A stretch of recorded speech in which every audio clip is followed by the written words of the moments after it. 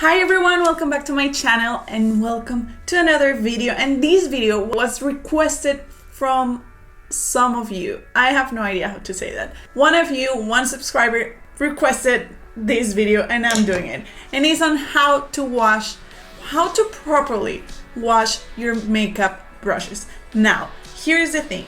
You may not know, but I am actually a professional makeup artist. That's my full-time job. So this video is on how to properly wash your makeup brushes for yourself as a consumer. This is not a video for another makeup artist. And I want to make this especially clear in these times where we live in different countries. You may have some things going on in your country. I have different things. So this is not how to disinfect your brushes. This is not how to clean your brushes in a professional way. This is on how you should clean your brushes as a consumer, brushes that you only use on yourself, how to take care of them, how to make them last, and how to, take all of this gunk out, because you know what? Makeup brushes are not that cheap. Good makeup brushes are pretty expensive, so you want to take care of them. It's very easy, it's very simple, but you have to do it the right way. Otherwise, it doesn't matter how good, how expensive, they're going to die and you're going to have all of the hairs falling. And before we start, just make sure that you're subscribed, turn on that notifications bell so you know every time that I upload a video. You know it's every week, but just in case. And if you have any requests on a video that you want to see, just leave it in the comments and I listen to you. So now let's go and let me show you what to do. Okay, so first of all, let's get our brushes. I'm sorry for this mess. This is my makeup kit and my hair kit. I was just practicing some hairstyle with my friend over here. And these are my brushes. Again, remember, these are my own brushes. I don't use these on anyone else. This is not that kind of video, so you don't destroy me in the comments. These are just for myself. You're going to need some soap, water, and you don't need a lot more. You can have alcohol if you want to clean the handles with that. It's not necessary for your own brushes, but there's that. You can also have those, Clorox or disinfectant wipes. You can also do it with wet wipes. There's a lot of things you can do. I'm going to leave you a lot of options in the description box. But for now, let's just go ahead and show you, maybe a towel to just lay them and dry them. And let's just go to the bathroom and I'll show you how to clean these little guys. Okay, so this is the first thing that I use when I'm going to wash my brushes. This is Dr. Bronner's soap. I love this to clean my brushes. It's soft with my hands, it's soft with my brushes. It smells amazing. This is the almond one, but they have a lot of different smells. And not only is going to clean and disinfect my brushes, but it's also going to make them smell nice.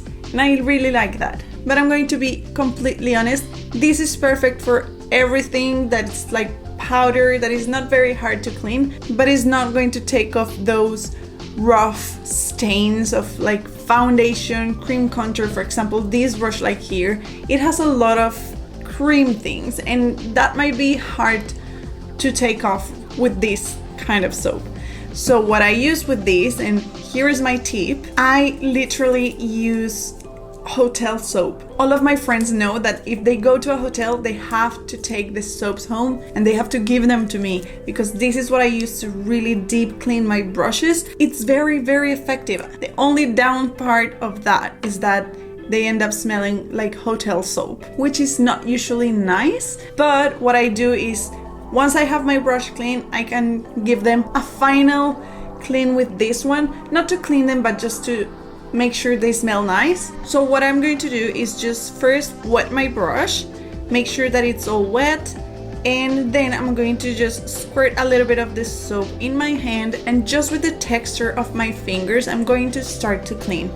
I recommend that you clean your brushes in the same motion that you would use your brushes in real life. That way you're going to respect as much of the shape of the brush as you can, and don't be too rough. You don't have to press very hard, you don't have to use your nails, anything like that. I know you can find some mats to clean your brushes, They are pretty effective, but it's really not necessary. You really just need your hand. And when you're finished, I like to just press a little bit to make sure that I get rid of the excess water, and then try to reshape them a little bit with my fingers. So same as your hair, it goes back to the original shape when it's wet. Try to reshape them after they're wet so they get dry in their original shape, and hopefully they will last you longer. Now, if you have brushes that are very messy and it has hairs everywhere, they're kind of like reshaper brushes. I don't know the name of it. I'm going to link all of this in the description box, and they're going to make sure that your brushes stay in their original shape. So when you're cleaning your brushes, you need to make sure that all of the time your brushes are looking downwards. You can never have your brush looking upwards. It can never be vertical. It always has to be horizontal or facing downwards. I'm going to explain the reason why a little bit later. But if you want your brushes to last and not shed, then you need to always have your brushes horizontal or downwards. Now, here is the thing when you're going to lay your brushes down to dry. You want to put them in a flat surface, and you want to make sure they're in the edge. Why? Because we want the brush to be able to have air all around and not be pressing into the table for a few reasons. First, you don't want to lose the shape, and this in a brush, for example, like this one, can ruin the shape of the brush, and also because it is wet, so you want to make sure that it dries completely everywhere and it's not holding any kind of humidity inside or like in the bottom. That way bacteria is not going to start growing there. So always in the edge, and you just lay one next to the other, not touching, of course, like this, and just leave them there for, depends where you live, depends how hot it is, depends how much wind does it have, you know, like not wind, air. All of that is going to depend. I leave mine for the night and they'll pretty much dry by the next morning, but it will always depend. You want to always go and check your brushes before using them to make sure they're dry. Another thing you need to pay attention to is that some people think that when they do this, they're done, and that is not true. You have to pay attention to the handle of the brushes. You not only need to clean the bristles, you need to clean the handle, because this is gross. Sometimes we have makeup in our hands and we touch it all the time, and then we go and touch our face. So it's very important that you keep this clean as well. So what you're going to do is, I like to do this when they are already dry. That way I'm not making the mistake of, you know, holding them vertical. The reason why you need your brushes horizontal or downwards all the time is because they're glued around the base. So if water comes inside to the base of the brush, it's going to start melting the glue, and your brushes will just start to shed and just fall apart. How do you take care of this? You can use a wet wipe, use a makeup wipe to remove all the makeup, and then use a disinfectant wipe, or you can use alcohol, or you can use a wet wipe, whatever you have on hand. Make sure you just clean this. Be careful with the alcohol, because if you have cheap brushes, or not just cheap, sometimes just the material of the brush, it's going to start to come off the color, the black color, and it's going to start melting the handle. So just be careful, try it in a small part, see if you can clean that brush that way, and then go ahead and clean all over it.